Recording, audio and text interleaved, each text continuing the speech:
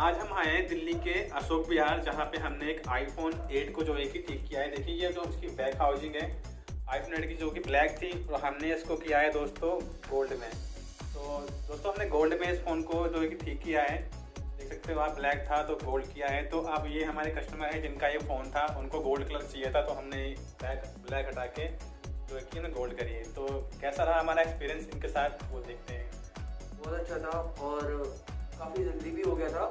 और भैया से मैंने 2-3 मतलब जो मेरे को इशू थे, भैया ने उसको भी रिजॉल्व कर दिया था उसी के, मतलब काफ़ी जल्दी हो गया था। कहने का मतलब ये, मतलब कोई आपको डाउट या कोई नहीं कोई डाउट, बिल्कुल 100% सॉल्यूशन। तो आपको मतलब कितना ट्रस्ट था, मतलब कि हाँ ये हो जाएगा? मतलब मेरे को कम था, बट भैया ने बिल्कुल सही कर दिया।